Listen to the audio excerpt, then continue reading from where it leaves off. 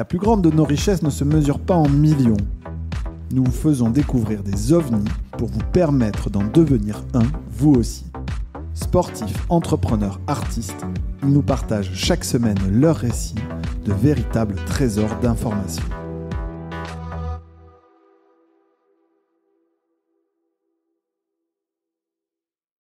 Bienvenue dans le podcast OVNI Capital. Je suis Marie Houtier, General Partner, et aujourd'hui, on est en direct dans la baie de San Francisco pour ce premier épisode très spécial et en compagnie de pas une seule invitée, mais 3 invités.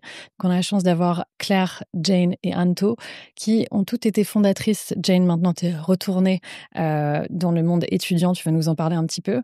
Et on va pouvoir parler de Y Combinator. On va parler de ce que c'est vraiment de partir aux États-Unis et pas seulement d'en rêver depuis la France, des levées de fonds, de l'ambition et de tout ce qui est l'envers du décor de cette aventure entrepreneuriale made in the USA.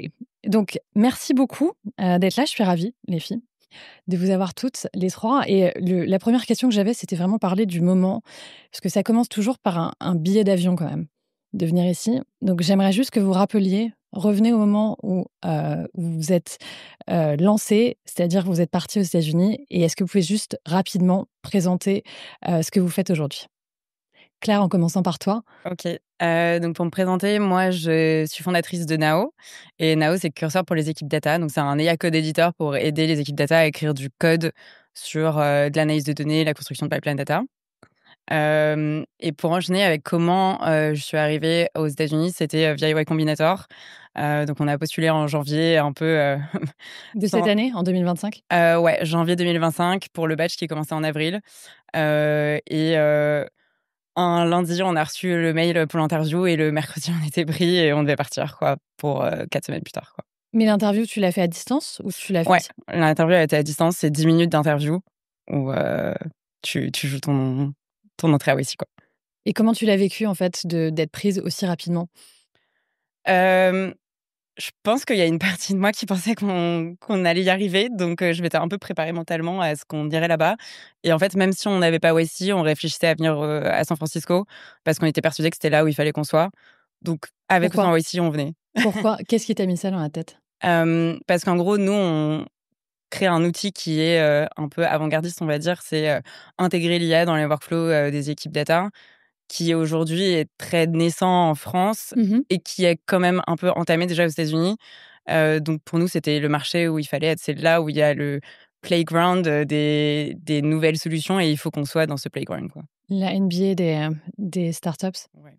Est-ce que tu étais déjà venue à San Francisco avant de... Non, jamais. Ok. Tu étais déjà venue aux États-Unis? Ouais, États-Unis, mais jamais SF. Ok, super. Jane, je veux bien que tu nous expliques aussi, toi, le moment où tout a été déclenché pour toi. Ouais, on parle du billet d'avion ou du moment... Du billet d'avion, est-ce que je peux Ouais. quand même dire, moi, je t'ai rencontré parce que j'ai backé ta première boîte, t'es sortie d'école de commerce et ensuite t'as monté une start-up avec 2 autres fondatrices qu'on embrasse très fort, Mathilde et Aïllon, qui étaient dans la santé de la femme. Et donc, à un moment donné, t'as une nouvelle qui change un peu le reste de ta trajectoire. Est-ce que tu peux nous en parler? Ouais, complètement. Donc en gros, j'ai été acceptée en MBA à Harvard, programme dont je rêvais depuis très très longtemps, et pour des raisons personnelles, j'avais aussi envie d'être aux US.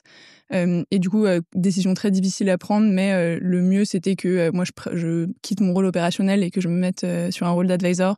Donc, je suis encore advisor chez Omena, mais j'ai plus mon rôle de CTO au quotidien, quoi.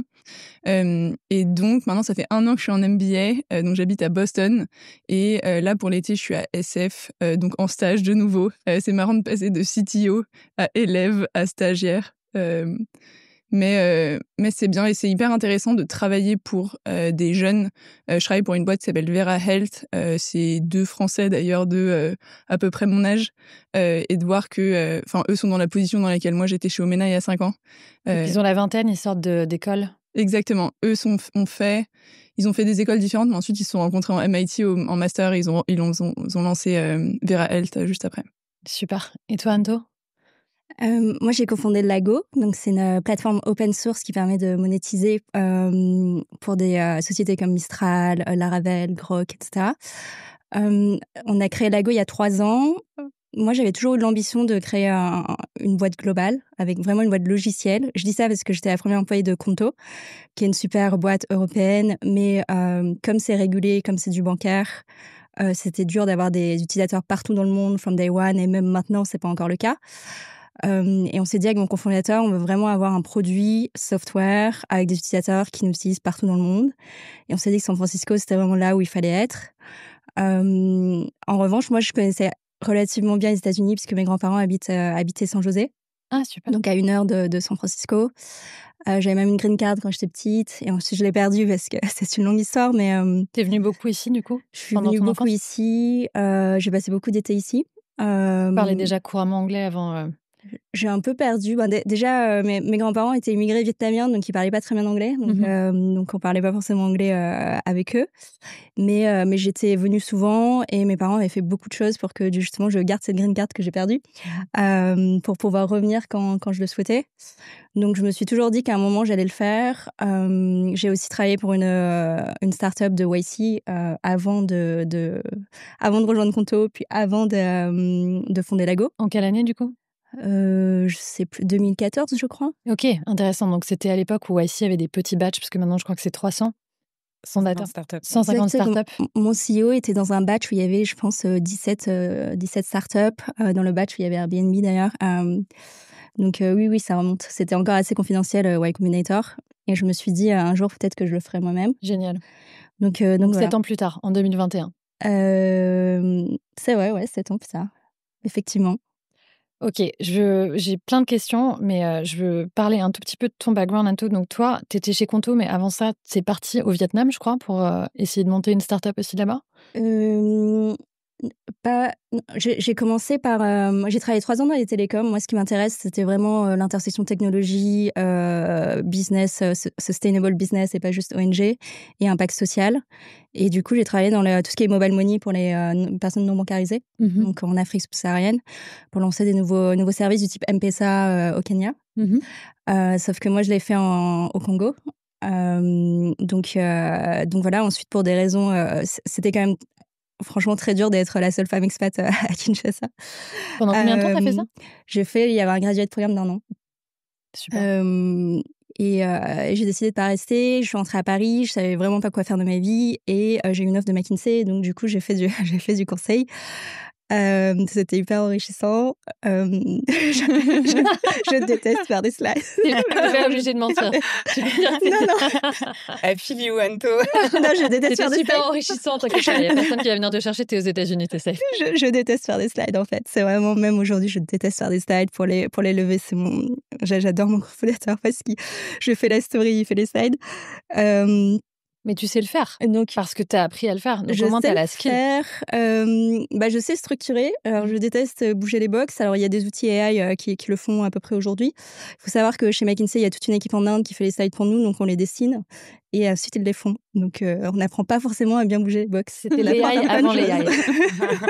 J'ai des traumas. J'ai des images qui me reviennent de mon passé quand mon cofondateur qui travaillait chez Apple pendant 10 ans il s'appelait lui-même le slide monkey parce qu'il était obligé de faire des slides. Et donc, quand je faisais les box et je les faisais pas au bon endroit, il me disait c'est pas possible, faut recommencer. Non, mais je sais faire, mais c'est pas ça m'apporte pas beaucoup d'énergie, quoi. Si on parle en termes d'énergie. Et ensuite, j'ai travaillé pour eFounders au tout début. Donc, on était tous... Si, j'ai travaillé pour Mailjet. C'était une des premières startups à la Série A. Donc, eFounders, juste pour expliquer, c'est Exa maintenant, oui. Ouais, ça s'appelle Exa maintenant. Le startup studio B2B SaaS, mais vraiment au tout début, c'était un sombre truc au 4 bis rue du Sentier où il y avait Aircall, Mention, Front qui commençait aussi. On était dans des sombres bureaux là, donc on était tous là. Donc 2015, 2000 ou 2014 je pense 2012 ça. Ah oui, carrément, vraiment au début. Donc Vraiment au début. Je me souviens quand je suis partie de McKinsey, il y a la partenaire qui était entre guillemets mon manager qui m'a dit, est-ce que tu vas avoir une fiche de paie? Parce que c'est vraiment...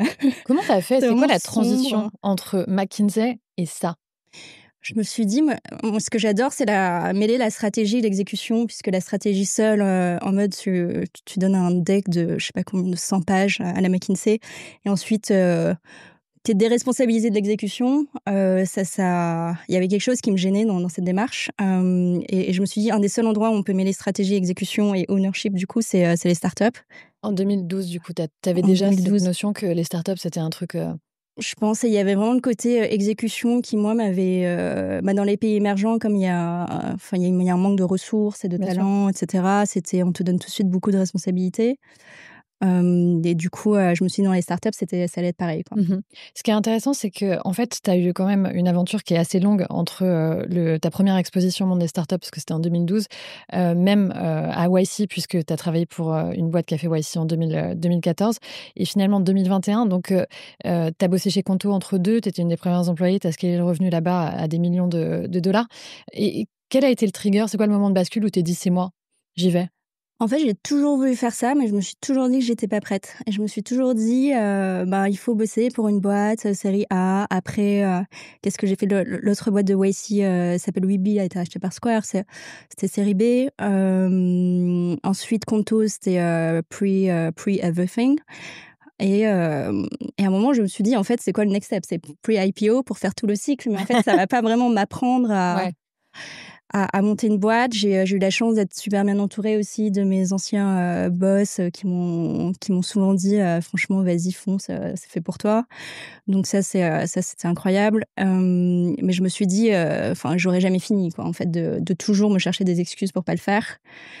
Donc voilà, je me suis dit, il faut le faire maintenant. Donc, tu as mis 9 ans et après, tu t'es dit, j'y vais. Je me suis dit, j'y vais. Il y avait aussi... c'est marrant, mais il y avait beaucoup de VC qui venaient vers moi pour me dire, est-ce que tu veux pas être VC? Je me suis posé la question et je me suis dit, en fait, j'aurai l'énergie pour être VC plus tard, mais je suis pas sûre d'avoir encore l'énergie pour être fondeur plus tard. Parce que ça demande une telle énergie, je pense.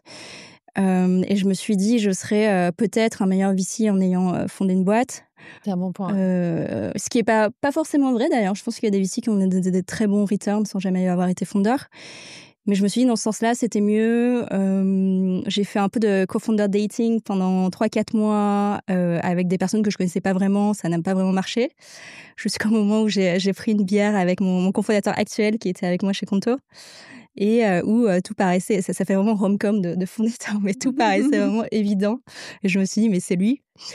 et voilà. Mais quoi. après beaucoup d'échecs, c'est ce que tu dis. Et du coup, je vais faire le parallèle avec toi, Claire, parce que toi aussi, tu as travaillé pendant 9 ans avant de te lancer. Ouais, franchement, je m'entends parler quand tu parles. Ça me faisait vraiment penser à ton histoire. Est-ce que tu peux nous raconter, du coup, parce que toi, tu as aussi fait BCG, tu as fait aussi BPI. Je me suis arrêtée à la série A, moi, sur les expériences. Mais toi, tu as fait aussi Singapour. Donc, tu es partie à l'étranger aussi, en dehors. Là, on est aux États-Unis aujourd'hui pendant ce podcast, mais tu as eu aussi l'expérience de l'Est. Donc, juste raconte-nous un petit peu cette trajectoire jusqu'à Now Labs. Ouais, en fait, je pense que moi, ma première exposition au monde des startups, c'était vraiment à Singapour. C'était mon tout premier stage et j'étais chez Rocket Internet. Donc, pour les anciens, c'est un startup studio qui était assez reconnu dans les années 2016. C'était connu, on peut le dire, hein, c'était 2 frères qui copiaient en fait des choses qui avaient bien marché à l'étranger et qui en faisaient une copie et qui, qui copiaient ça dans des pays émergents ou en Europe. Exactement. Et donc, du coup, moi, j'étais dans ce startup studio-là et je trouvais ça vraiment passionnant d'avoir autant de responsabilités, d'aller aussi vite et surtout d'être entourée avec autant de gens brillants. Enfin, je regardais les fondateurs, c'était que des gens brillants. Et donc, je m'étais dit, moi, je veux faire ça, je veux monter une startup. Mais comme toi, je me disais, mais en fait, là, j'ai rien à apporter, je peux pas faire ça maintenant. Et donc, c'est pour ça que je me suis dit, je vais d'abord essayer d'acquérir des hard skills. Moi, j'étais en école de commerce, donc les hard skills, elles sont un peu dures à trouver. Mais c'était l'année où mon école a commencé à faire un programme data science. Donc, je me suis lancée dans ce programme. C'était la première fois qu'il existait. Et ça m'a permis de commencer à apprendre à coder grâce à ce programme. Mais aussi, c'est ça qui m'a fait dire, il faut que j'apprenne encore plus de compétences avant de pouvoir me lancer. Donc, je suis allée au BCG pour... peut-être si je reprends l'histoire. Donc, à ce moment-là, en fait, je savais que je voulais monter une startup et j'ai juste créé un rétro-planning de OK, qu'est-ce qu'il faut que je fasse pour monter une startup. Working backwards, comme dirait Amazon. Voilà, c'est son petit discuter. Et donc, je m'étais dit, OK, first step, avoir des compétences techniques. Second step, voir commencer de monter une startup de l'intérieur, quoi. Donc, du coup, je vais au BCG pendant 3 ans. Au bout d'un moment, je plateau un peu sur mes compétences techniques. C'était soit je restais career track conseil, soit je partais. Et donc, je me dis, OK, c'est le moment d'aller voir une startup. Et donc là, je cherchais vraiment la startup la plus early possible pour voir comment c'était au début. Et en fait, je me souviens sur Crunchbase, je vois la levée de fonds de Sunday qui fait du paiement par QR code. Et j'avais pas mal baroudé en Chine pendant mes années Singapour, donc ça me parlait pas mal. Donc j'ai juste reach out au COO de l'époque.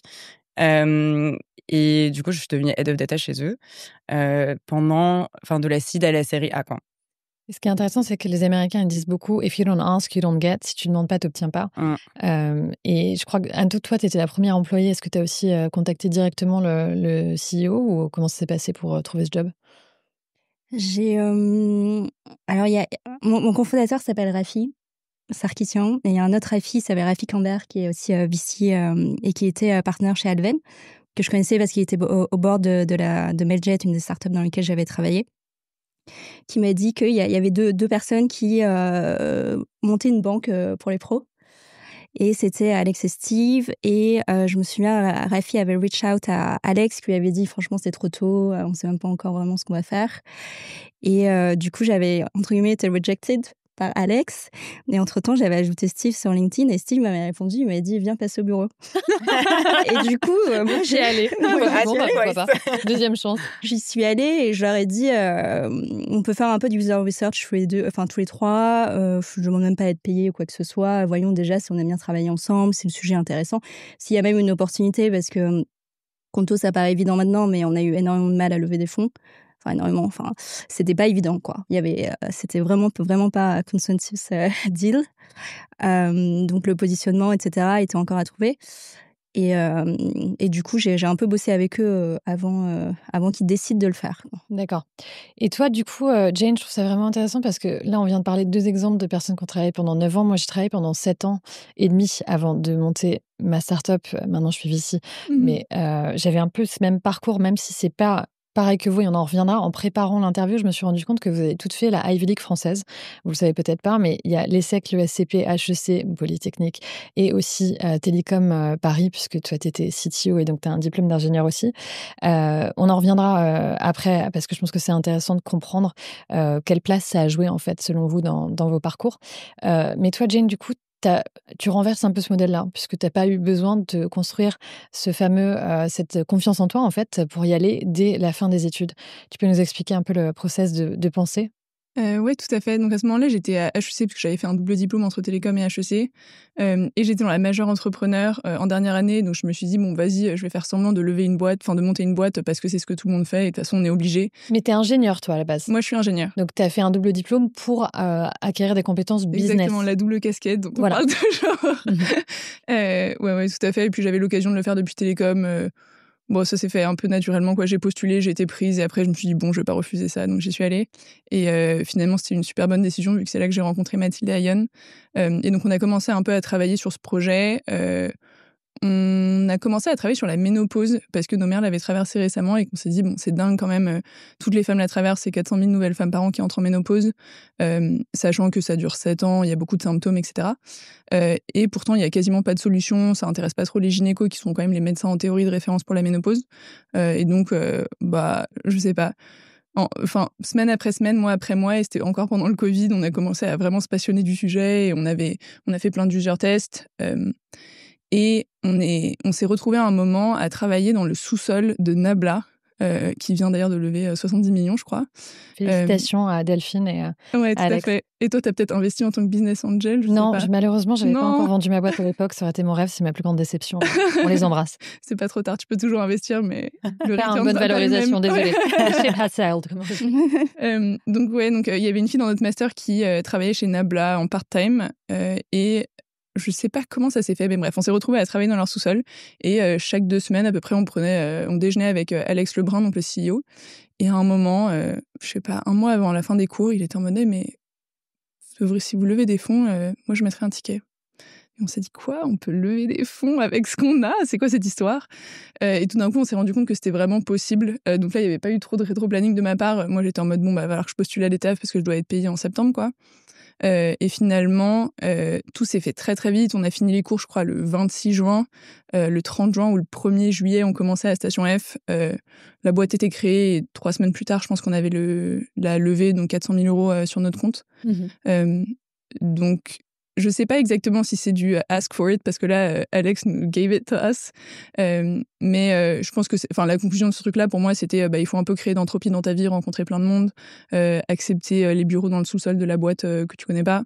Je sais pas, il y a une chance sur 100 que ça donne quelque chose de cool, mais dans ce cas-là, ça a marché, quoi. Et je voulais du coup enchaîner sur quelle place. Alors moi, j'ai fait une école de commerce aussi, mais pas de celle-ci. Et j'ai déménagé en Angleterre de toute façon quand j'avais la vingtaine, donc ça n'avait aucune espèce d'importance, puisque si on n'a pas fait Harvard ou Cambridge ou Oxford, ça n'existe pas. Quelle place ça a joué pour vous, au-delà des logos, d'avoir ces écoles qui sont des Ivy League? Et toi, tu as fait Harvard en plus, donc tu les as peut-être presque toutes. Quelle place ça a joué, au-delà des logos, dans votre vie, d'avoir fait ces écoles-là? Ouais, bah, je peux peut-être commencer parce que j'ai pas très bien répondu à ta précédente question, mais j'y venais, j'ai un peu perdu le fil de ma pensée. T'inquiète pas. Qui était que donc c'est grâce à HEC que j'ai rencontré mes cofondatrices et que j'ai pu monter notre boîte. Et je pense pas que Alex nous ait proposé de nous donner des fonds parce qu'on venait d'HEC, mais je pense que ça a un peu compté quand on allait voir d'autres business angels où les business angels, c'est des réseaux. Et d'ailleurs, Marie a investi chez nous après un call de 30 minutes, je crois. Et c'est vrai que quand on blurb, c'est trois femmes de genre jeunes graduates d'HEC lèvent des fonds. Je pense que ça attire peut-être un peu l'attention. Donc moi, c'est peut-être ma théorie que ça nous a un peu aidé à lever des fonds. Et ensuite, je pense qu'aussi pour l'outreach en B2B, etc., c'est sympa d'avoir le réseau HEC derrière nous. Et la marque aussi un petit peu. Mais donc c'est plutôt ça, c'est quasiment du branding, quoi. Je pense plus qu'en termes de compétences pour moi, ou en tout cas dans mon expérience chez Omena. Et toi, Claire? Ouais, moi je dirais que donc moi j'étais à l'ESSEC et je pense que je peux pas nier que ça m'a ouvert des portes, que littéralement les gens n'auraient pas regardé mon CV, je pense, s'il y avait pas écrit ESSEC dessus. Après, je pense que ce qui est un peu particulier, c'est que moi je me suis tout de suite dirigée vers la data, qui est un secteur où à l'époque il y avait pas du tout de gens d'école de commerce. Donc moi par exemple, je suis rentrée au BCG Gamma, j'étais la première d'école de commerce à venir au BCG Gamma, quoi. C'était que des X centrales dedans. Intéressant. Et donc, en fait, moi, ça m'a quand même collé une étiquette de la fille d'école de commerce, là où je voulais être très technique. Et même aujourd'hui, je pense que c'est une image dont j'ai du mal un peu à me défaire. Et c'est vrai qu'en fait, tout ce que je connais, tout mon savoir-faire technique, je ne l'ai pas appris à l'école, je l'ai appris moi-même ou sur le terrain. Donc, ouais, il y a un peu une ambivalence. Clairement, ça m'a ouvert des portes, mais ça aussi m'a mis une étiquette dans laquelle c'est aujourd'hui encore t'as dû dur de détacher. sortir. Ouais. Et toi, Anto? Moi, j'ai grandi dans une famille qui m'a poussée vraiment à... Enfin, il fallait avoir les bons diplômes, etc. Mais si c'était à refaire, je pense que je passerais pas autant de temps à faire des études. Enfin, mais vraiment, Ouais. je pense que Tu ferais quoi différemment? Je pense que j'apprendrais à coder ou vibe coder ou whatever, mais j'irais direct après le bac. Je pense que je vois pas trop... Enfin, j'essaierais de faire des choses concrètes. Je pense que moi, par exemple, la prépa, j'ai adoré parce qu'intellectuellement, c'était très intéressant. T'as fait une prépa HEC, du coup?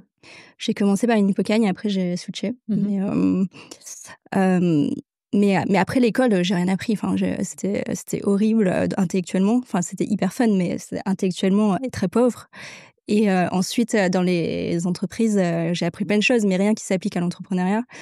Donc voilà, si c'était à refaire, honnêtement, je le referais pas j'irais direct à 18 ans, quoi, après le bac. Vous pensez qu'on peut réussir sans avoir fait ce genre d'école? Ouais, à 100%. Et genre, pour donner des exemples, là, dans notre batch, il y a des gens qui sont au lycée. Donc, À Y Combinator? Oui. Après, je pense que c'est... il faut faut trouver d'autres façons, en fait, d'apprendre, de mûrir. Et du coup, il faut avoir ça en soi, il faut savoir le trouver en soi, quoi.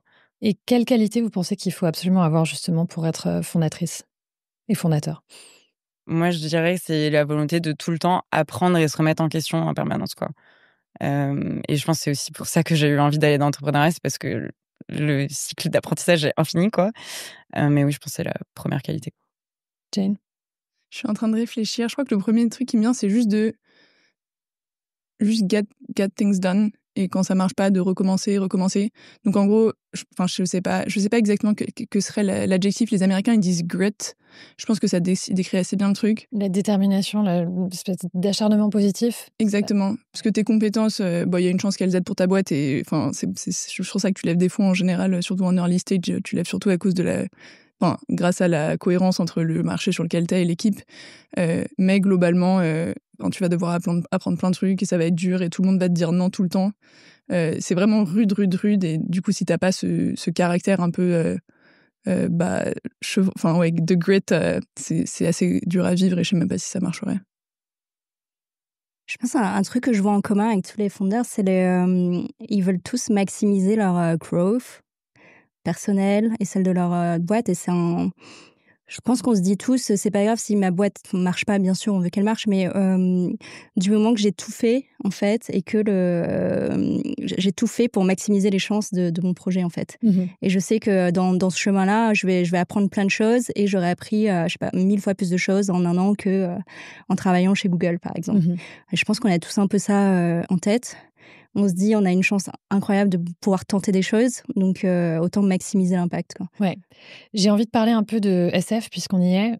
C'est un lieu un peu unique. C'est un mélange de Disneyland où il y a des contes de fées qui se réalisent, mais aussi beaucoup de choses dont on ne parle pas. Il y a aussi une culture du hustle, comme on dit, donc de travailler énormément. En commençant par toi, Anto, donc toi, tu as levé 22 millions avec First Mark Capital, c'est ça? Mais pas tout de suite, parce que tu as eu, en fait, la période de YC, vous aviez levé un peu de fonds au début. Vous avez eu, je crois, un pivot entre deux. Et on réécrit toujours les histoires en disant c'est super, c'est une boîte qui a levé 22 millions from the get-go, c'était une employée de Conto, mais en fait, c'est pas ça qui s'est passé exactement.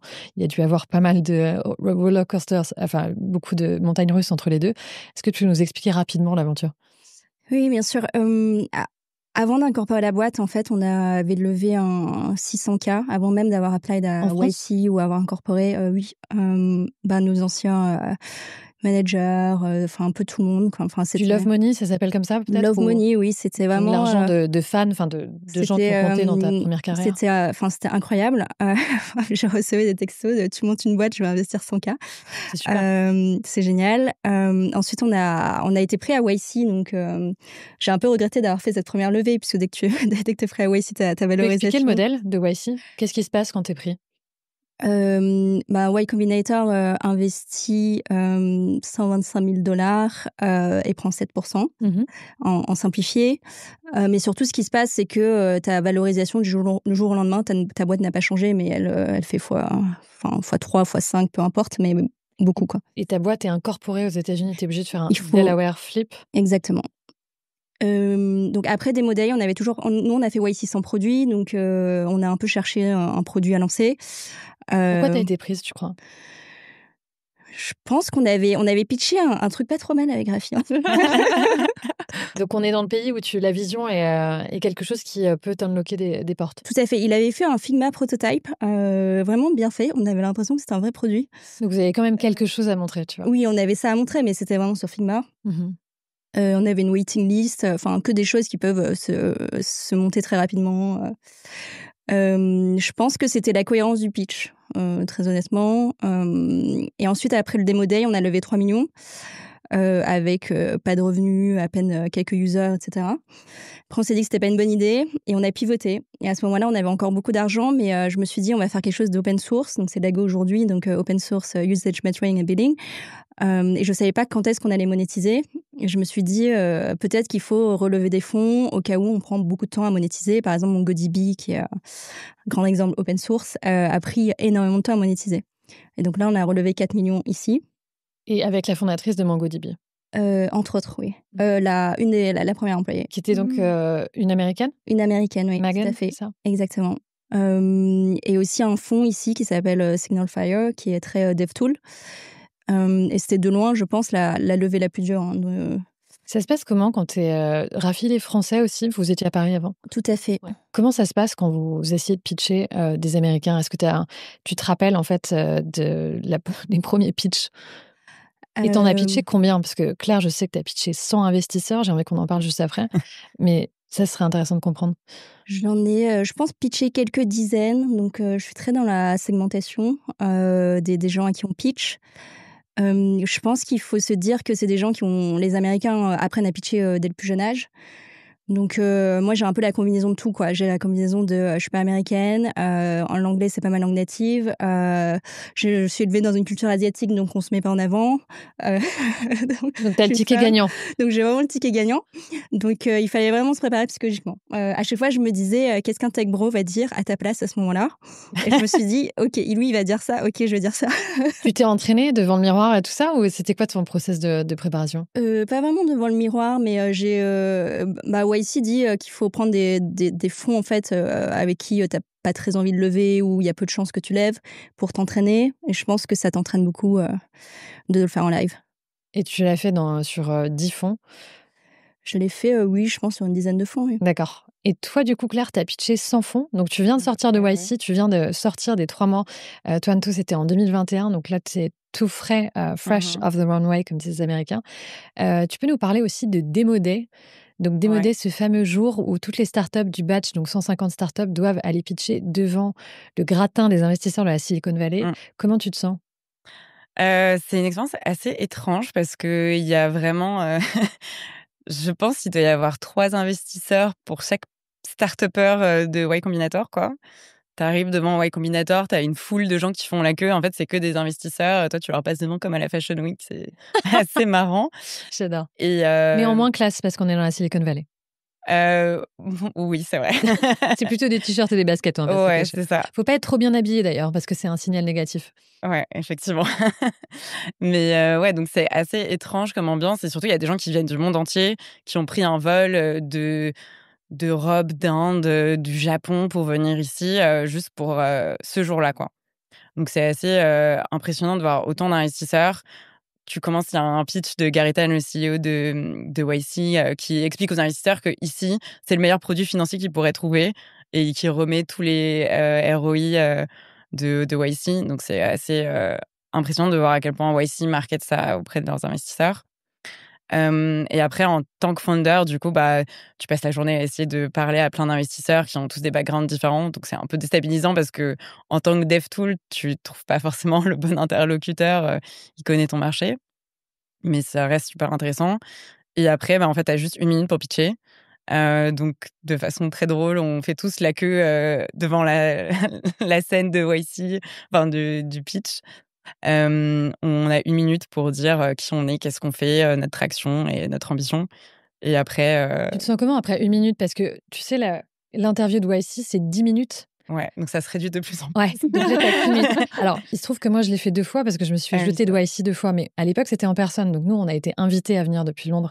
Donc, je connais cette expérience d'être extrêmement frustrée quand tu te dis j'ai eu que 10 minutes. Et quand tu te dis j'ai eu qu'1 minute.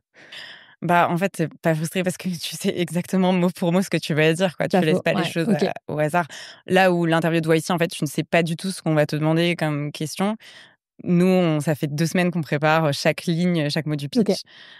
Et on s'est entraîné 2 jours avant avec un alumni Demo Day, donc un public plus bienveillant d'alumni de YC. Donc en fait, tu vas, tu fais ton truc. Juste, faut pas trébucher sur tes mots. Et après, c'est joué. Et il se passe quoi après ça? Après, tu attends l'inbound qui vient des investisseurs. Tu rentres chez toi, tu vas manger une glace et t'attends de recevoir des propositions des termes sheets. Le soir même, tu rentres chez toi, tu comprends ça un petit peu. Et après, les jours d'après, c'est des dizaines de meetings investisseurs par jour. Ouais. Je pense que nous, on n'a pas eu la même stratégie. On était plus en mode, il y a YC qui nous apporte ce inbound d'investisseurs. Donc, on va parler à tous ces investisseurs et aussi pour voir avec qui on a un fit, qui comprend mieux notre produit. Donc, du coup, c'est des longues journées de pitch, quoi. Et pour toi, la différence sur les 100 investisseurs que tu as pitchés, il y avait peut-être 70% qui étaient américains, c'est ça? Ouais, à peu près, ouais. Est-ce que tu vois des grosses différences fondamentales de mindset ou la manière dont peut-être vous avez été reçus entre les Américains et les autres? Ouais, je pense que la différence que je vois, c'est peut-être les VC européens cherchent comment ils se dérisquent sur ton projet, alors que l'investisseur américain va peut-être essayer de comprendre quelle est ta conviction, comment toi tu vas réussir à faire ce que tu veux faire, quoi. Donc c'est plus des questions sur comprendre vraiment ton marché, comprendre ton profil, comment tu réfléchis au problème et quels sont tes next steps, plutôt que de comprendre, OK, où est-ce que tu en es, c'est quoi les risques, c'est quoi tes compétiteurs, le marché, ceci, cela. Donc je pense que c'est ces différences-là de mindset, quoi. Tu te prends pas mal de claques quand tu es à YC. Toi, Ouais. après les 3 mois, avec ton cofondateur, je crois que vous êtes 2, c'est ça? Ouais. Quelle est la leçon principale que tu as extraite de ces 3 mois ici? La leçon principale, je pense que c'est qu'il faut vraiment se confronter en permanence au marché. Et il y a un mot que j'avais lu dans quelqu'un qui expliquait comment il avait pivoté, c'est l'honnêteté intellectuelle. C'est vraiment d'avoir tout le temps l'honnêteté intellectuelle de est-ce que ce que je fais là maintenant, j'y crois vraiment? Est-ce que je suis pas en train de moi-même me raconter des mensonges sur mon produit, il est génial, mais si c'est juste les clients qui ont rien compris. Donc c'est vraiment en fait, aller parler aux clients, oser leur demander: «Mais est-ce que tu trouves que mon produit il est nul ou pas?» Bien sûr. et vraiment avoir des vraies réponses et pas avoir peur de devoir tout jeter, faire un 180 degrés. Et plus vite tu sais que tu vas dans un mur et mieux ce sera pour toi, quoi. De recommencer à zéro, en fait. À 0 ou pas à 0, à 80, je sais pas, Ouais. mais itérer comme ça, quoi. Et c'est une super transition parce que Jane, toi, tu as un peu dû faire ça parce que c'est aussi une question de ce que tu abandonnes quand tu déménages. On parle que de ce que tu vas chercher, mais toi, tu as laissé une boîte derrière toi, tu es allé faire un MBA à Harvard. Maintenant, tu es de l'autre côté des États-Unis puisque Harvard, c'est à côté de Boston, donc à Cambridge. Ici, on est à San Francisco. Qu'est-ce que tu es venu chercher ici? Pourquoi faire un stage ici? Et c'est un stage de 3 mois dans lequel tu es. Et comment tu vois le reste de l'aventure? Ouais, donc je rêvais aussi toujours, je rêvais d'aller à Harvard et je rêvais aussi de vivre à San Francisco à un moment. Tu réalises tous tes rêves, j'adore. Exactement, je les coche comme ça. J'ai pas de bucket list, mais je devrais peut-être en faire une pour pouvoir cocher. C'est très agréable de cocher les choses sur sa to-do. Je sais pas, je pense en étant à Station F et tout ça, on parle quand même beaucoup de Y Combinator. Ok. C'est un peu donné en exemple de Station F, même si c'est des modèles très très différents. Et ça reste, je sais pas, la Silicon Valley, le berceau de l'entrepreneuriat. Donc j'avais vraiment envie d'aller voir. Et je me suis dit, bon, bah, j'ai rien à perdre, c'est un stage de 3 mois, je vais aller voir comment c'est de l'autre côté des États-Unis. Mhm. Et c'est facile de rencontrer des Américains ici? Des Américains? Ouais, parce que là, tu travailles pour des Français. Donc, je me pose la question, quand tu arrives ici, parce que moi, j'ai été expatriée pendant longtemps aussi. Enfin, pas expatriée, j'étais en contrat local à chaque fois, mais je suis partie de mon pays d'origine et j'ai dû me créer un tissu local. J'avais des discussions ce matin avec une fondatrice super qui s'appelle Marie Schneegans, que j'ai backée aussi. On parlait de ça, en fait. C'est quoi l'expérience quand tu arrives ici, en fait, avec tes Françaises, même si tu parles extrêmement bien anglais? Est-ce que c'est facile de se faire des relations locales? Ouais, alors les gens disent tout le temps, et même les Américains, qu'il y a énormément de Français à SF. Je sais pas si les autres le confirment ou pas. Moi, ce qui s'est passé, c'est que j'ai fait des process avec plusieurs boîtes pour mon stage, et à la fin, j'avais plusieurs offres. Et en fait, je sais pas si c'est. Je pense pas que. Enfin, je pense que le produit m'intéressait énormément, ce que faisait Vera, et j'adorais les deux cofondateurs qui sont hyper smart, hyper optimistes. Et peut-être que j'ai aussi voulu travailler avec eux parce qu'ils parlaient français et que ça me manquait un peu de parler français. Mais je suppose que ça aurait été plus facile de rencontrer les Américains si je travaillais pour une boîte américaine. Après, c'est le sujet qui te passionne aussi chez Vera, tu l'as pas dit, mais c'est Ouais. intéressant. Enfin, tu peux en parler peut-être rapidement. Oui, tout à fait. Donc, en gros, ils font un moteur de recherche pour les papiers médicaux. Donc, moi, si je suis un médecin et que je suis devant un patient dont je comprends pas trop certains aspects de, je sais pas, la médication ou les rendez-vous qu'ils ont pu faire précédemment avec d'autres médecins, je peux simplement poser la question à Vera et Vera va me poser des petites questions de follow-up et ensuite me dire, je sais pas, quel dosage de lévothyrox pour l'hypothyroïde le patient a besoin. Et donc, c'est hyper intéressant. Là, le travail que je fais, donc c'est un peu entre produit et tech. Là, je viens de mettre un truc en prod, donc c'est une grande journée. Félicitations. Mais avant, j'ai passé 3 semaines à faire, je sais pas, 30-40 interviews avec des médecins. Et donc là, pour le coup, je rencontre plein d'Américains. En fait, c'est peut-être ça. Enfin, dans Vera, pour l'instant, on est une équipe de 5 ou 6. Tout le monde est francophone, mais on parle que à tous les gens avec qui on interagit en dehors de la boîte sont anglophones et en général américains. Vous êtes toutes les 3 ici depuis quelques mois ou quelques années. La question que j'ai, c'est ça ressemble à quoi le futur pour vous? Parce qu'ici, on a l'impression d'être quelques années en avance. Il y a des Waymo, donc des voitures qui conduisent sans conducteur dans les rues. On a un peu la sensation d'être dans le futur. Parfois, quand on est ici, c'est un peu difficile à expliquer et un peu ambivalent en ce qui me concerne. À la fois, il y a des choses que je trouve extraordinaires et des choses que je trouve bizarres. Pour vous, c'est quoi le futur? Qu'est-ce que vous voyez ici et que vous voulez rapporter à la France et les gens qui vont écouter ce podcast? Alors, moi, j'ai peut-être une petite anecdote pour vous donner le temps de réfléchir, parce que moi non plus, j'ai pas la réponse, qui est que j'ai parlé de ton livre à la mère d'un de mes amis qui se trouve être en train de montrer une start-up et avec qui je suis en coloc actuellement. Donc lui, il vient de sortir de YC, il était dans le même batch que toi. Elle comprenait pas trop ce qu'il était en train de faire. Il lui disait, bah voilà, je travaille sur cette boîte, on fait genre des enclaves pour l'IA. Il parle comme ça à sa mère? Je comprends. Je sais pas, c'est comme ça qu'il parle. Il travaillait tout le temps, il habitait avec ses cofondateurs, il avait beaucoup de pression, il se faisait plus à manger, elle était là, mais c'est quoi? Il était même pas comme ça quand il était en prépa, quoi. Et donc, elle a lu ton livre, elle m'a dit, ah bah, c'est incroyable, je comprends ce qu'il est en train de traverser, je comprends ce que c'est SF. Donc... Merci. Ouais. Mais c'est sûr qu'avant de venir ici, on comprend pas trop. Enfin, nous, on est toutes les 3 dans l'environnement startup. Je suppose qu'il y a plein d'autres bulles dans SF. Mais c'est pas évident de comprendre à quel point c'est intense. Et c'est vrai que la culture startup ici, c'est tu travailles tous les jours, quoi. Tout le temps. Enfin, c'est un peu ton mode par défaut, c'est de travailler. En tout cas, j'ai l'impression. Je disais à une amie, j'ai l'impression, alors je vais souvent à Paris quand même parce que notre équipe engineering est en Europe. Et quand je rentre à SF, je suis en prépa. C'est comme quand tu rentres à l'internat, genre. Exactement. T'aimais bien la prépa?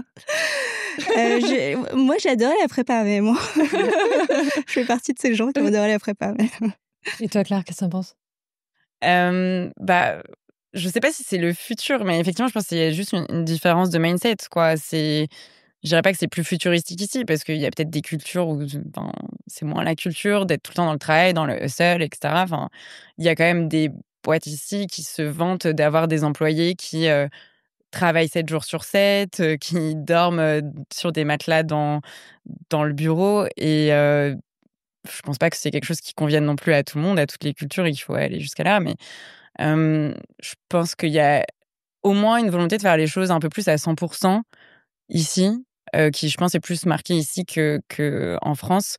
Et je pense que, moi, personnellement, ce que ça m'a montré, c'est, je pense que quand j'étais en France, mes ambitions, elles étaient là. Et maintenant que je suis aux États-Unis, mes ambitions, elles sont, voilà, hors du cadre. Et ouais. Génial. Mais ça, c'est sûr que c'est une expérience que tu peux pas te décrire, je pense, même si, en l'occurrence, j'ai essayé de la transmettre, moi, dans mon livre. Mais parfois, moi, j'arrivais même pas à raconter à mon mari. Je savais pas comment expliquer, en fait. Parce que c'est très bizarre à expliquer. C'est que c'est vraiment un mindset qui est différent. Ça n'empêche que c'est une culture qui est particulièrement difficile parce que, effectivement, il y a aussi du hustle porn, des gens qui encouragent à bosser tout le temps. Et je pense qu'il y a aussi ce sentiment d'être toujours obligé d'être en haut de l'innovation. Et il y a une ligne un peu fine entre être attiré par quelque chose qui est en fait beaucoup plus ambitieux que ce qu'on a connu, et en fait de se retrouver dans le scarcity mindset, donc la mentalité de rareté. On a l'impression qu'il y a que quelques-uns qui vont survivre si on se bouge pas. Donc, moi, je trouve que c'est à la fois hyper hypnotisant d'être ici, mais à titre personnel, j'essaye de faire la part des choses parce que rien n'est génial ou horrible. Il y a toujours une nuance dans tous les modèles. Et ici, ça échappe pas à la règle. Alors, on arrive presque à la fin de ce podcast. Déjà, merci. Je trouve ça hyper intéressant et je me régale de vos histoires. J'ai des petites questions qui viennent de personnes qui vous connaissent, que j'ai contactées secrètement hier. Donc, je vais commencer par une question de Pierre Bétouin pour Claire. Ok. Pierre Pierre qui était le fondateur d'une start-up qui s'appelait Screen de cybersécurité, qui s'est fait racheter par Datadog il y a quelques années. Et Pierre qui est un passionné, on peut le dire, de Y Combinator, à qui moi j'avais parlé à l'époque aussi, où on avait postulé pour Y Combinator. C'était lui qui m'a dit que ce serait une bonne idée de faire un No YC programme, donc de venir quand même habiter ici sans avoir fait Y Combinator, ce qu'on a fait avec mon équipe. Alors, c'est une question intéressante. Bill l'a fait il y a quelques années. YC, toi, tu l'as fait très récemment, parce que tu viens juste d'en sortir. Et sa question, c'était « Is YC still YC ?» Tu l'as pas forcément connu avant, mais en fait, ce qu'il veut dire, c'est que certainement, qu'est-ce que tu arrives à extraire? On parlait tout à l'heure du batch de 2014 où il y avait que 15 startups. Qu'est-ce que tu arrives à extraire quand il y a 150 startups?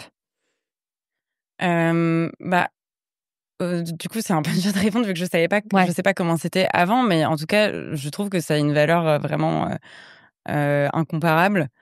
Et je pense que les deux valeurs principales que je vois, c'est cette stimulation vers le haut, d'être entouré d'entrepreneurs qui sont super ambitieux, super rapides dans leur progression, donc un peu cette peer pressure, mais assez positive. Et la deuxième chose, c'est d'être accompagné en fait par des anciens entrepreneurs qui sont passés par là. Et peut-être que du coup, il y a aussi plus de partenaires chez YC maintenant pour ça, pour que chaque partenaire puisse accompagner chaque startup. Et nous, on était accompagnés par Nicolas Dessaigne, qui est le fondateur d'Algolia. Donc, c'est quand même des conseils qui sont assez précieux et qu'on n'aurait pas pu avoir sans YC, quoi. Absolument. Et Algolia, c'était une des premières startups, je crois qu'ils l'ont fait YC en 2014 aussi, en même temps que Front et Checker, qui était une startup française aussi, qui avait levé 9 millions après avoir fait 3 mois. À l'époque, c'était énorme. Et c'est pas toutes les boîtes de YC, il faut le rappeler quand même, toutes les boîtes qui font YC ne lèvent pas ce genre de montant. Mais c'est un des premiers, je pense, à avoir créé ce modèle où il était aux US et en France en même temps, et toi, tu as ton équipe d'engineering aussi qui est en France. La deuxième question, ça va être pour toi, Anto, et ça vient de Thibaut LZR. qui est donc le fondateur de plein de choses, mais entre autres de Exa récemment, donc de eFounders. Il est aussi fondateur d'Iconic House. Il a eu aussi une startup qu'il a revendue à Adobe dans le passé. Et je vais dire ce qu'il a dit. Il a dit « Je suis impressionné par ton don d'ubiquité. J'ai l'impression qu'un jour, tu es au bureau, donc au bureau de la Cristallerie dans le 10e arrondissement de Paris, et l'autre à San Francisco. Comment fais-tu pour gérer cette double vie ?» C'est très dur. Non. Real talk, c'est bien. Le décalage horaire, je me lève très tôt. J'essaie de trouver un rythme où je rentre à Paris tous les quarters. Ce matin, j'ai rebooké une semaine pour passer 4 jours à Paris. Donc, c'est toujours... j'ai toujours le FOMO, en fait. Là, je suis là, mais je me dis peut-être que j'aurais dû aller à la soirée d'Exa qui est en ce moment, je crois. Vous dites tous bonjour, car moi, je suis là aussi. J'essaie d'être partout. J'essaie de trouver du leverage aussi dans l'équipe. Et donc, de trouver des gens qui font les choses à ma place.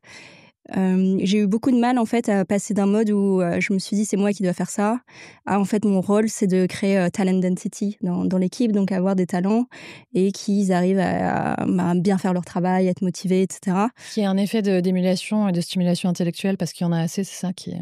Exactement, et trouver les bonnes personnes. Alors, les bonnes personnes pour les compétences, mais aussi pour le fit.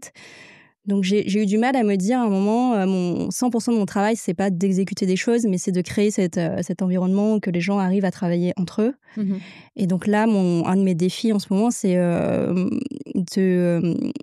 d'arrêter de faire des choses en mode IC, donc individual contributor, mais de me dire, en fait, il faut que quelqu'un fasse ça, ou qu'un process fasse ça, ou qu'un agent AI fasse ça, peu importe, mais qu'il faut que ça arrête de dépendre de moi, quoi. Bien sûr. Donc voilà. Après, pour le truc d'Europe et États-Unis, je sais pas comment... Alors, j'en ai beaucoup parlé à Nicolas Dessaigne aussi. Personne n'a trouvé de solution, je pense, à part se lever tôt, se coucher tard. Et voilà. Mais je pense qu'il y a aussi un truc de prendre les bons côtés de là où t'es. Donc moi, je connais beaucoup de Français qui se plaignent de San Francisco. C'est pas une vraie ville, la nourriture est pas aussi bien, etc. Mais à un moment, on est là, donc autant prendre les côtés positifs. Et pareil, à Paris, du coup, j'ai toujours beaucoup aimé Paris, mais j'adore encore plus Paris maintenant que j'y retourne. Donc il y a aussi un mindset, je pense. C'est sûr. Je suis d'accord avec ça. Moi, j'ai jamais été aussi reconnaissante ou grateful, les Américains disent, depuis que j'ai vécu 14 ans à l'étranger. Et je vous raconte une anecdote. Il y a pas longtemps, j'étais chez le kiné en France et je lui dis ça coûte combien ? Elle m'a dit c'est gratuit. Enfin, c'est payé par la carte Vitale. Et je lui dis mais ce pays est génial. Et elle a étouffé un rire. Et j'ai dit on vous le dit pas souvent. Elle m'a dit non. donc on se rend compte de ça en fait. Mais j'ai une anecdote, c'est ici, la santé coûte très très cher. Par exemple, j'ai passé 5 jours à l'hôpital, la facture c'était $125,000. Non, vache. J'ai une assurance, mais désolée incroyable. Déjà, parce que... C'est incroyable.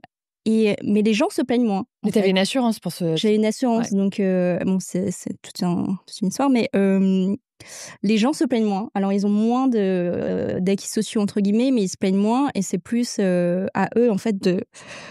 Pardon ?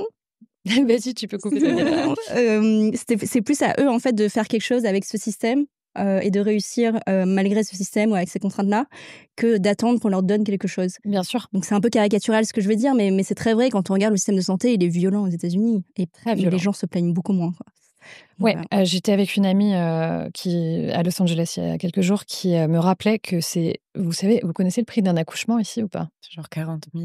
C'est entre 20 et 40 000 en fonction de si on a un accouchement naturel ou une C-section, donc une césarienne. Je vais vous dire quand même, moi je me suis posé la question de déménager ici. J'avais déjà un enfant et je voulais en avoir un deuxième. Et en fait, je ne l'ai pas fait. Parce que d'imaginer qu'on va payer 2 fois plus cher si on a une césarienne, j'imagine la charge mentale. En fait, les gens ne comprennent pas le luxe que c'est de ne pas avoir à se soucier de ce genre de trucs. Donc, c'est une société qui est fondamentalement basée sur des principes différents, notamment la répartition du capital, qui fait que ça a des conséquences sur la mentalité au quotidien, que ce soit dans la tech ou en dehors de la tech. Merci pour ça. Alors, j'ai une autre question qui vient de la part de Aïon, qui est Ayon, pardon, excuse-moi, merci. Je ne sais même pas si je le prononce bien. Ayon, ok, ta cofondatrice, Ayon Park, ta cofondatrice chez Omena. Alors, elle me l'a posée en anglais, mais je vais la traduire. Ça te dérange pas si je me le lis ? Oui. C'est quoi cette question? C'est normal, fair enough. Merci, je trouve que c'est fair play. Est-ce que tu es contente d'avoir fait Harvard ou est-ce que tu regrettes? Ah, c'est une bonne question. L'adaptation a été très, très dure. Je suis arrivée aux US et je me disais trop bien, je vais à Harvard. De toute façon, je sais comment ça marche les US. T'étais déjà allée à Boston avant ou J'étais déjà allée à Boston. D'accord. Ouais. Voir Et juste des pour amis. expliquer, parce que Ouais. franchement, je trouve ça complètement fou. Ouais. C'est-à-dire que Harvard, c'est en face de Boston, à Ouais. Cambridge, et ça ressemble un peu à Poudlard pour ceux qui ont lu Harry Potter. Donc déjà, t'as un peu l'impression d'être dans un rêve quand t'es là-bas. C'est sur un campus américain incroyable. Enfin, Ouais, complètement. Et moi, je suis arrivée en Birkenstock. C'était pas du tout le bon uniforme. Mais ouais, c'est vraiment un endroit magnifique. Enfin, s'il y a des auditeurs qui un jour ont la chance de passer à Boston, ça vaut le détour. Et je peux leur faire visiter d'ailleurs, s'ils m'envoient un message sur LinkedIn. attention, on retient. J'adore montrer le campus. Donc je suis arrivée là-bas et je me disais, ok, j'ai compris comment fonctionnent les États-Unis. J'ai été bercée à la musique américaine, à la culture américaine. Et donc je me disais, ok, enfin j'ai compris, je sais quelles vont être les différences avec la France. Bah, après avoir écouté Ariana Grande et Taylor Swift, tu t'es dit, c'est bon, j'ai compris. Exactement. Ce qui est peut-être un peu saut de ma part, j'en conviens. Non, mais moi, je suis pareil. J'ai tout compris après avoir écouté l'album des Destiny's Child 150 000 fois. Ouais, puis j'ai quand même lu tout le blog de Paul Graham. Enfin, j'ai d'autres sources américaines. Ouais. Et en fait, il y a des grandes différences avec la France que tu sens plus quand tu vis là-bas au quotidien. Faut savoir qu'en MBA à Harvard, c'est 70% d'Américains et 30% d'internationaux. Donc c'est quand même une ambiance très, très, très américaine. Et même les internationaux, en général, viennent du conseil de la finance où il y a un peu une culture global corporate culture qui ressemble pas mal à la culture américaine, je pense. Et en fait, je sais pas, il y a des choses un peu sottes, mais pour moi qui ont été un peu difficiles. Par exemple, le fait que le sarcasme ne soit pas hyper répandu Tu aux peux nous US. donner un exemple de ça? Un moment où tu t'es sentie seule au monde parce que t'as fait une blague? Oh là là, il y en a trop. J'ai pas d'exemple particulier, mais globalement, ça passe pas. À part avec 5% des Américains qui sont... Enfin, les Américains qui sont sarcastiques sont les personnes les plus sarcastiques que tu pourras rencontrer, c'est des démons. Donc il y a vraiment des Américains très, très drôles. Mais pendant tout l'automne, j'ai arrêté de faire des blagues. J'étais en mode, ok, je ne me prendrai pas un blanc de plus. Je souris parce que j'ai vécu ça aussi et c'est bizarre parce que si t'es quelqu'un qui aime bien utiliser l'humour pour socialiser, en fait, t'as l'impression de plus avoir ta propre identité. Exactement. Parce que t'es pas drôle. Ouais, et un autre truc, je pense qu'en tant que Française, j'adore me plaindre. Et je suis arrivée de l'avouer. Ouais, bah quand même, franchement. Je sais pas, c'est une manière de... Je sais pas, quand tu connais pas quelqu'un, bah, un truc que tu peux avoir en commun, c'est de te plaindre du temps, de la météo, de la politique, de tout. Enfin, c'est un truc qui rapproche. Et en fait, aux US, quand on te demande, tout le monde te dit tout le temps « Hi, how are you ?» Et en fait, pendant la journée d'introduction, d'accueil des internationaux en MBA à Harvard, on nous a dit « When people say « Hi, how are you ?» You're supposed to answer « Yes and you ». T'es pas censé répondre. On nous a dit explicitement qu'il fallait pas répondre. Et faut toujours être positif et jamais se plaindre. Donc ça, pareil, une petite phase d'ajustement, quoi. Je voulais enchaîner parce que c'est parfait comme transition sur un petit jeu sur les différences culturelles entre les États-Unis et la France. Donc le jeu est assez basique. Il faut que vous expliquiez des termes qu'on entend tous les jours ici dans l'écosystème, comme si vous l'expliquiez à un enfant de 5 ans. Vous êtes prête? Oui. Ok, alors le premier, ce sera pour toi, Jane, c'est toxic positivity.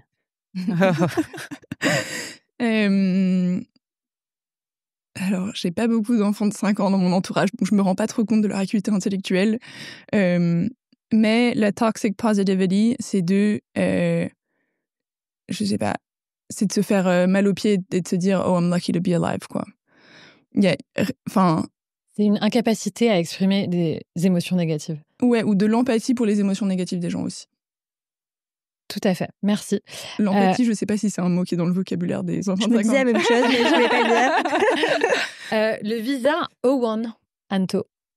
Oh là là. Qu'est-ce que c'est que cette bête dont on entend très, toujours très parler? Dur comme exercice. C'est quand tu vas habiter aux États-Unis, mais tu sais pas trop comment. Et dans ce cas-là, il faut que tu rassembles des articles de journaux pour dire qu'on a parlé de toi, que tu es vraiment quelqu'un d'exceptionnel pour être accepté à l'immigration aux États-Unis. Voilà. Et je voulais enchaîner sur le fait que tu as écrit un article en disant que c'était très difficile d'être une fondatrice introvertie et de faire ta propre promo. Tu t'es fait gronder, je crois, par Rafi, parce que tu n'avais pas partagé un article qui parlait de toi dans les Échos. Est-ce que tu peux nous expliquer comment tu fais pour parler de toi en étant introvertie?